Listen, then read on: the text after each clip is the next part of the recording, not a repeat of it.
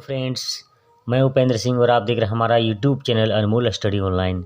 स्वागत है आप सबका एक नई वीडियो में। साथियों, जैसा कि आप सभी जानते हैं 12 नवंबर को राष्ट्रीय उपलब्धि सर्वेक्षण 2021 का एग्ज़ाम होने वाला है। तो दोस्तों, आज हम आपके बीच लेकर के आए हैं राष्ट्रीय उपलब्धि सर्वेक्षण 2021 का mock test 2 second mock test है दोस्तों, और ये क्लास 5वीं का है।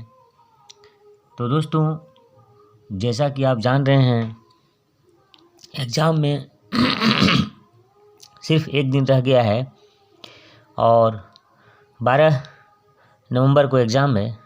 तो दोस्तों,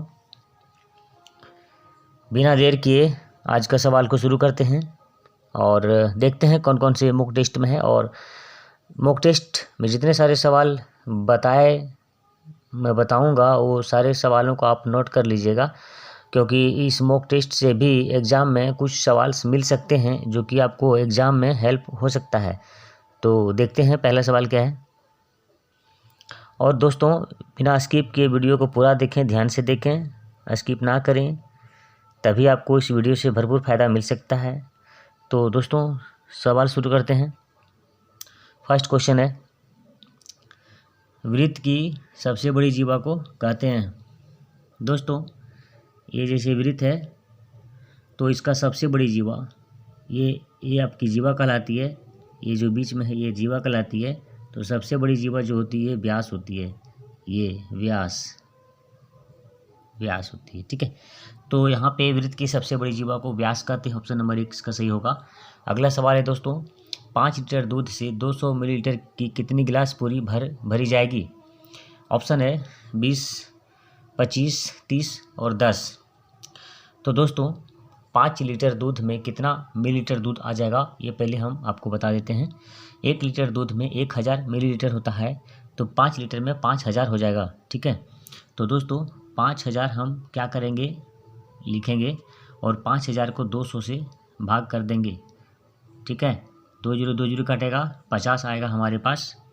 और 2 मेरा नीचे बचा है, 2 से 50 को काट देंगे 25 बार में दोस्तों। तो यहाँ पे 25 जो है गिलास दूध भर जाएगा। तो 25 गिलास 25 देखते कहाँ पे है, तो ऑप्शन नंबर यहाँ पे देख पा रहे हैं, ऑप्शन नंबर 2 में है। 5 लीटर दूध से 25 गिलास पूरी भर जाएगी। अगला सवाल, थर्ड क्वेश्चन है, निम्न में से किसका परिमाप सबसे कम है। देखिए दोस्तों, परिमाप क्या होता है, ये जैसे त्रिभुज है, ये भी त्रिभुज है और ये भी त्रिभुज है, ये भी त्रिभुज है। तो तीनों त्रिभुज में ये देखिए साइड दिया हुआ है, कितना दिया हुआ है, यहाँ पे तीनों 5 5 है, ये 15 हो जाएगा आपका परिमाप। यहाँ पे 3 5 4 है, 5 3 8 4 12, यहाँ पे परिमाप 12 हो जाएगा। यहाँ पे 4 4 8 8 3 11 यहाँ परिमाप हो जाएगा। और यहाँ पे 2 3 5 1 6 परिमाप हो जाएगा। परिमाप मतलब तीनों साइड को हमने क्या किया, जोड़ दिया। तो तीनों में सबसे कम किस में है दोस्तों, तो ऑप्शन नंबर 3 में सबसे कम आ गया है ना। तो इसका सही जवाब होगा ऑप्शन नंबर 3, इसका परिमाप 6 है, जो कि सबसे कम है। आगे बढ़ते हैं। एक दिन बराबर होता है दोस्तों, एक दिन किसके बराबर होता है, तो एक दिन में होता है 24 घंटा, ठीक है। 24 घंटा और 1 घंटा में होता है 60 मिनट। तो 24 गुना 60 कर सकते हैं। 24 गुना 60 कहाँ पे देखते हैं, ऑप्शन नंबर 3 में सही जवाब होगा। आगे बढ़ते हैं। अगला सवाल है दोस्तों, एक बस 3 घंटे 15 मिनट में ए से बी पर पहुंचती है। वह बस को स्थान बी से सी पर पहुंचने में 2 घंटे 50 मिनट लगते हैं। तो बस को ए से सी तक पहुंचने में कुल कितना समय लगेगा, आपको बताना है। पहला ऑप्शन है 5 घंटा 50 मिनट, 6 घंटे 5 मिनट, 4 घंटे 15 मिनट और 5 घंटे 5 मिनट। देखते हैं दोस्तों सही जवाब क्या होगा, दोनों को जोड़ना पड़ेगा। तो यहाँ पे देखते हैं 3 और 2 5 घंटा हो गया, और इधर 50 मिनट और इधर 15 मिनट 65 मिनट हो गया। तो देखिए आपका 65 मिनट हो रहा है और इधर हो रहा है 5 घंटा हो रहा है, ठीक है। तो 65 मिनट हो रहा है, इसमें हम 60 मिनट को माइनस करेंगे, हमारा बचेगा 5 मिनट।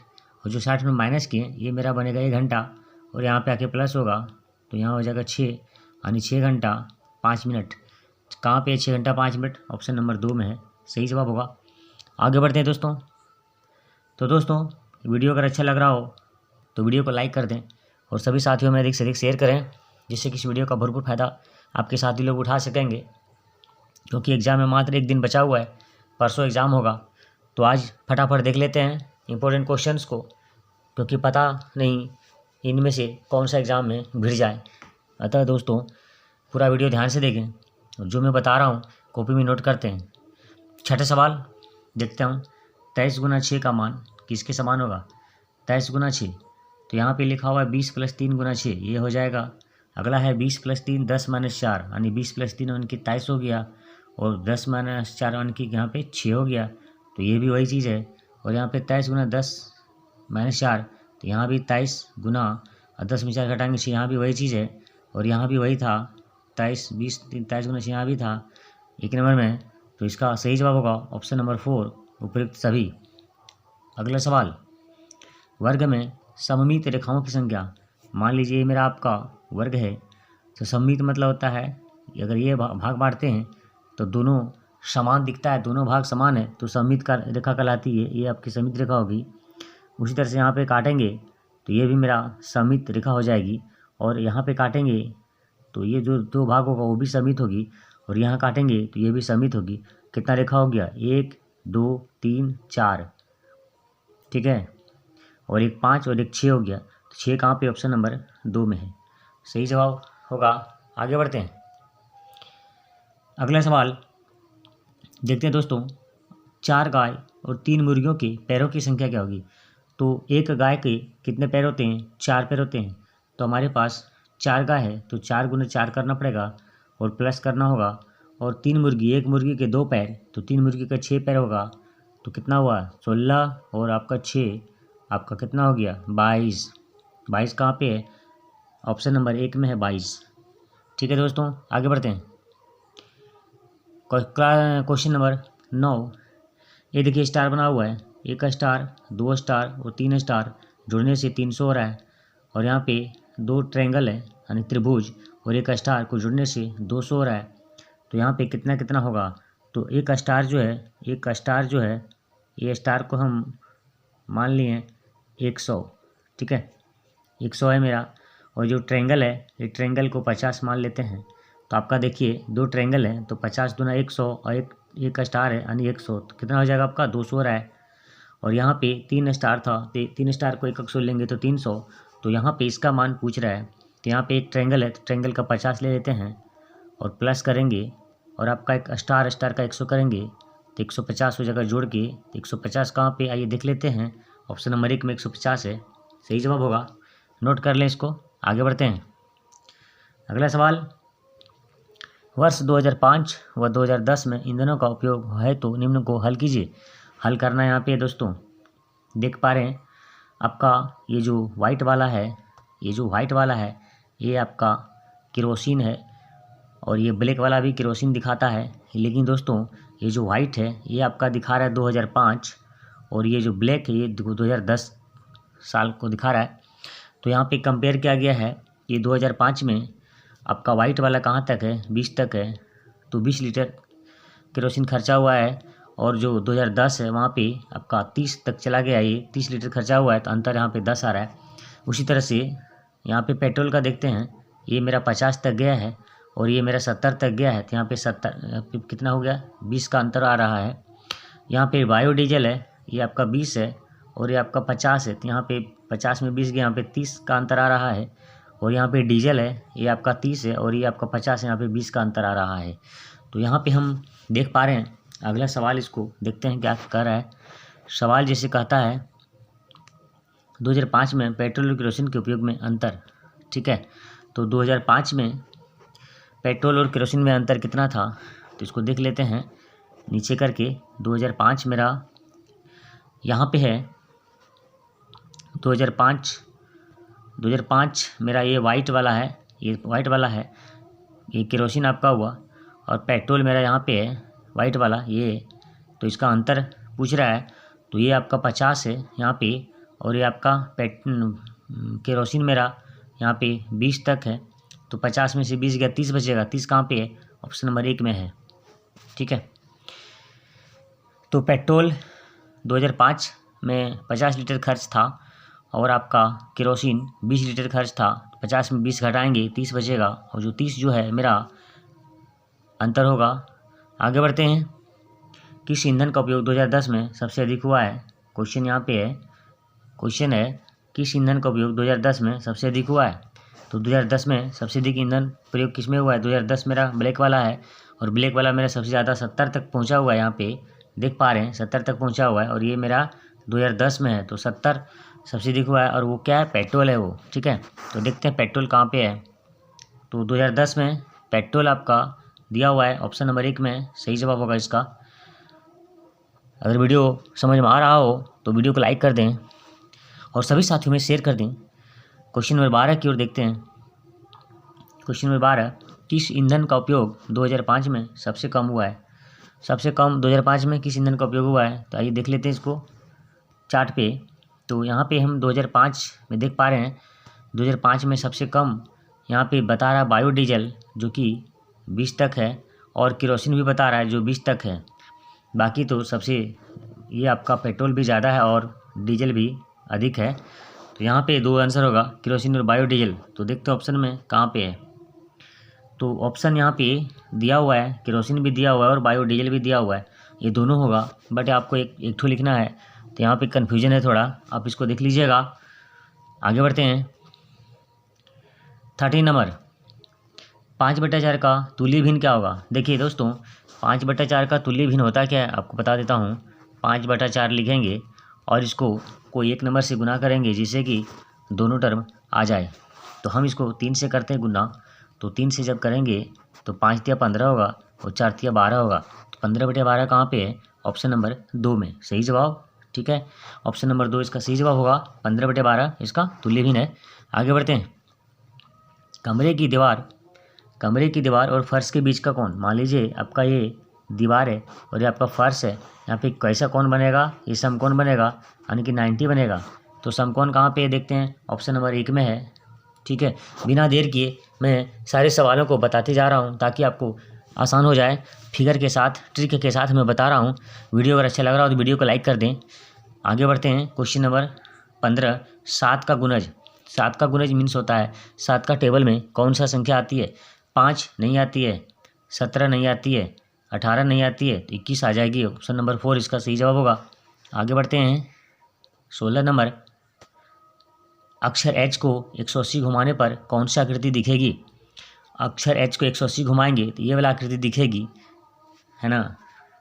इस तरह का 180 यहाँ पे होता है, सीधा वाला। ठीक है, 180 होता है यहाँ पे, तो ऐसा इसमें आएगा। ऑप्शन नंबर 2 इसका सही जवाब होगा। आगे बढ़ते हैं। 17, 1, 3, 5, 7 में अगली 2 संख्या गुणनफल क्या होगा? तो यहाँ पे हम देख पा रहे हैं 1 में 2 जोड़ेंगे 3 आएगा, 3 में 2 जोड़ें 5 जोड़ें 5 है, 5 में 2 7 है, 7 से 2 9 होगा और गुना में 9 के बाद 2 11 होगा। तो 9 11 कितना होगा? 99 हो जाएगा। 99 कहाँ पे? ऑप्शन नंबर 2 में है दोस्तों। तो यहाँ पे सही जवाब होगा ऑप्शन नंबर 2। ठीक है, आगे बढ़ते हैं। 18, साथियों 1 लीटर दूध का मूल्य 35 रुपये है, तो 8 लीटर दूध का क्या मूल्य होगा? तो यहाँ पे हम क्या करेंगे ना कि 35 जो है उसको 8 से मल्टीप्लाई करेंगे, तो कितना होगा? 8 × 5 = 40, हाथ बाकी 4, 8 × 24 = 4, 28, 280 होगा। 280 मेरा कहाँ पे है? ऑप्शन नंबर 1 में इसका सही जवाब होगा। ठीक है, आगे बढ़ते हैं दोस्तों। तितली पौधे के किस भाग की ओर आकर्षित होती है? आइए यहाँ पे देखते हैं। साइंस का क्वेश्चन है दोस्तों। यहाँ तक मैथ था, अब यहाँ पे आ गया साइंस, यहाँ से आ गया साइंस। तो देखते हैं साइंस का सवाल। तितली पौधे के किस भाग की ओर आकर्षित होती है? ऑप्शन है जड़ नहीं होती है, फल नहीं होती है, फूल ये होती है। ऑप्शन नंबर 3 इसका सही जवाब होगा। आगे देखते हैं। तना ये नहीं होती है, ये नहीं होती है, तो इसका सही जवाब होगा, इसका सही जवाब होगा ऑप्शन नंबर 3 फूल, यानी तितली फूल की ओर आकर्षित होती है दोस्तों। अगला सवाल, आपके पिता के पिता आपको क्या लगेंगे? तो चाचा नहीं, मामा नहीं, दादा ये हो जाएगा और भाई ये नहीं होगा। तो ऑप्शन यहाँ पे 3 सही जवाब होगा।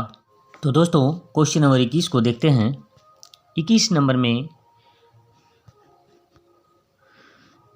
तो 21 नंबर में हम देख पा रहे हैं एम्बुलेंस को बुलाने के लिए किस नंबर पर फ़ोन करना चाहिए। तो ऑप्शन देख लेता हूँ 100, 101, 108, 105। दोस्तों मैं बता देना चाहता हूँ एम्बुलेंस को बुलाने के लिए 102 नंबर पर कॉल करना चाहिए और 108 नंबर पे कॉल करना चाहिए। तो यहाँ पे 102 नहीं है, 108 है। तो 108 कहाँ पे दोस्तों? ऑप्शन नंबर 3 में 108 है, तो इसका सही जवाब होगा ऑप्शन नंबर 3, 108। ठीक है, आगे देखते हैं दोस्तों। खराब खाने की पहचान कैसे करोगे? पानी में घोलकर, सूंघकर या चखकर, या गर्म करके, या फिर धूप में रख करके।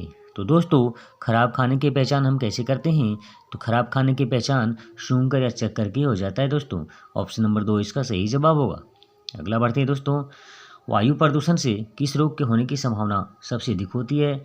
वायु प्रदूषण यानी कि हवा में जब प्रदूषित अवयव आ जाते हैं तो उसको हम वायु प्रदूषण बोलते हैं, जो कि हमारे किसके लिए सबसे संभावना बढ़ जाती है? तो ऑप्शन है कैंसर, मलेरिया, श्वास संबंधी हैजा। दोस्तों यहाँ पे सही जवाब होगा ऑप्शन नंबर 3, श्वास संबंधी रोग बढ़ जाते हैं।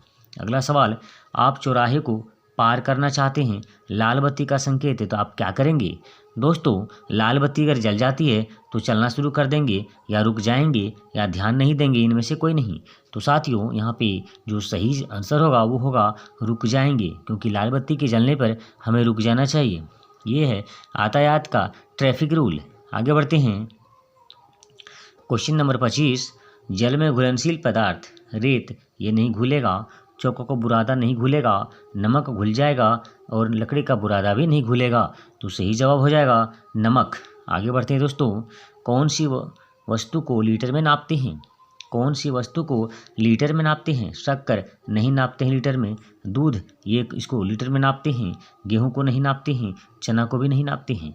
तो दोस्तों मैं बता दूं शक्कर, गेहूं और चना इसको किलोग्राम में नापते हैं, लेकिन दूध जो है इसको हम लीटर में नापते हैं।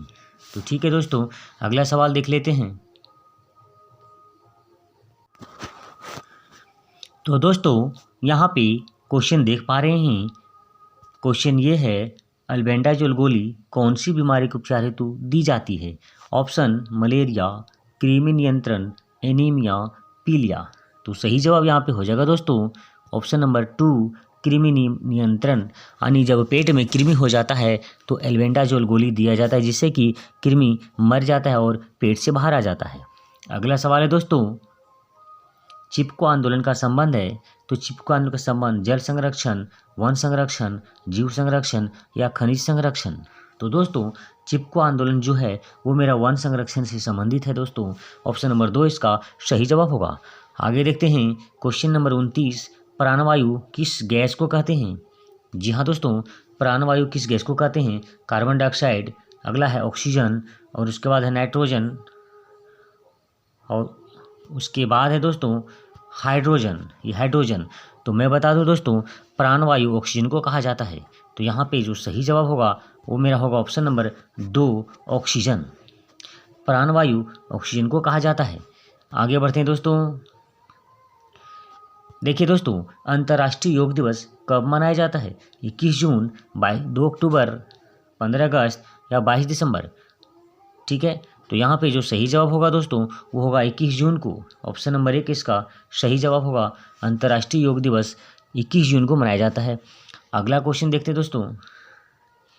यहाँ पे बिना बीज के उगने वाला पौधा कौन सा है? ये सवाल आपका जो सेट 2 था उसमें दिया हुआ था दोस्तों। क्लास 5 के विद्यार्थी ध्यान देंगे, उस क्वेश्चन को यहाँ पे रिपीट हुआ है। इसका मतलब ये क्वेश्चन इंपॉर्टेंट है, आप इसको अच्छा से याद कर लीजिएगा। तो यहाँ पे कहता है बिना बीज के उगने वाला पौधा कौन सा है?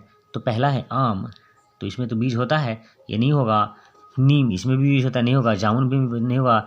गुलाब, ये हो जाएगा आपका बिना बीज के उगने वाला पौधा। ऑप्शन नंबर 3 इसका सही जवाब। अगला सवाल देखते हैं दोस्तों। चिकित्सा पेटी में होता है, चिकित्सा पेटी में क्या होता है? दर्द निवारक दवाएं, ये तो होता है। परिणाम तालिका, ये जरूरी नहीं है। सीटी जरूरी नहीं है। फॉर्म की फाइल, ये जरूरी नहीं है। तो यहाँ पे ऑप्शन नंबर 1 इसका सही जवाब होगा। आगे बढ़ते हैं क्वेश्चन नंबर 33, किस उम्र तक के बालों को से शर्म नहीं करवा सकते हैं? यहाँ पे थोड़ा सा मिसप्रिंट हुआ है। किस उम्र तक के बालों को यहाँ पे डाई करना शायद हो सकता है, तो वो कहाँ पे है, 12, 18, 21 और 14 वर्ष। तो यहाँ पे जो सबसे कम है 12 वर्ष, ये आपका हो सकता है आंसर। अगला बढ़ते हैं, दोपहिया वाहन चलाते समय क्या ध्यान रखना चाहिए। दोपहिया वाहन मीन्स मोटरसाइकिल आप जब चलाते हैं तो आपको क्या ध्यान रखना है। पहला है सीट बेल्ट बांध लेना है, दूसरा हेलमेट पहन लेना है, तीसरा मोबाइल पर बात करते रहना चाहिए। इनमें से कोई नहीं। तो इसमें से सही जो जवाब होगा वो होगा आपका हेलमेट पहनना चाहिए। जब भी आप दोपहिया वाहन चलाते हैं तो हेलमेट पहन लेना चाहिए। आगे बढ़ते हैं दोस्तों, भूकंप आने पर तुरंत क्या करना चाहिए। जोर जोर से चिल्लाना चाहिए, प्रार्थना करते रहना चाहिए, रोना चाहिए, या फिर घर के बाहर खुले में निकल जाना चाहिए। तो यहाँ पे सही जो जवाब होगा दोस्तों ऑप्शन नंबर 4 यहाँ पे सही होगा। आगे बढ़ते हैं, अगला सवाल है, इग्लू कौन से स्थान पर बनाए जाते हैं। रेगिस्तान में, समुद्री स्थानों में, बर्फीले स्थानों में या घने जंगलों में। तो यहाँ पे सही जवाब होगा बर्फीले स्थानों में इग्लू बनाए जाते हैं। आगे बढ़ते हैं दोस्तों,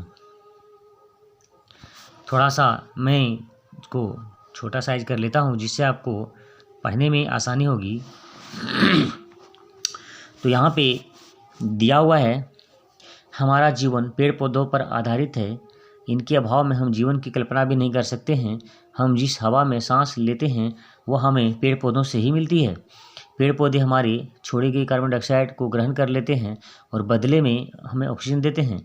पेड़ पौधों हमें सब्जियां, फल आदि प्राप्त होते हैं। पेड़ पौधों से हमें इमारती लकड़ियाँ भी मिलती हैं और कई उद्योग भी पेड़ पौधों पर आधारित हैं, जैसे कागज उद्योग, चीनी उद्योग, वस्त्र उद्योग और पर्सन और जूट उद्योग आदि। ठीक है, आगे देखते हैं दोस्तों, अगला है, रंग बिरंगे सुगंधित फूल और औषधियाँ भी हमें पेड़ पौधों से ही मिलती हैं। पेड़ पौधों से हमें ऐसे लाभ हैं जिनको हम देख नहीं सकते, केवल अनुभव कर सकते हैं। पेड़ पौधे हमारे वातावरण को शुद्ध रखते हैं, वर्षा में सहायक होते हैं। वृक्षों के महत्व को देखते हुए हमारे देश में पीपल, बरगद, नीम और केला सैनिक वृक्षों की पूजा होती है। हमें अधिक से अधिक वृक्ष लगाना चाहिए। पेड़ पौधे संरक्षण हमारा कर्तव्य है, इससे मानव जाति का कल्याण भी है। ठीक है, पढ़ लिया। अब सवाल देखते हैं दोस्तों, सवाल ये है, हमें किसके अभाव में जीवन की कल्पना नहीं कर सकते। पहला है पेड़ पौधों, दूसरा है मकान, तीसरा उद्योग और चौथा देश। सही जवाब होगा 1 नंबर, पेड़ पौधों के बिना हम जीवन की कल्पना नहीं कर सकते हैं। अगला सवाल, पेड़ पौधों से हमें कौन सी गैस प्राप्त होती है। तो पेड़ पौधों से हमें ऑक्सीजन प्राप्त होती है। ऑप्शन नंबर यहाँ पे 1 सही होगा। अगला सवाल देखते हैं दोस्तों, निम्नलिखित में किस वृक्ष की पूजा होती है। तो पीपल की वृक्ष की पूजा होती है दोस्तों, देखते ही पता चल गया। बाकी आम, चमेली, अमरूद ये सभी की पूजा नहीं होती है दोस्तों। अगला सवाल, हम सभी को मिलकर किसे बचाना है। तो मकान, भोजन, पर्यावरण और वस्त्र। सही जवाब होगा पर्यावरण को बचाना है।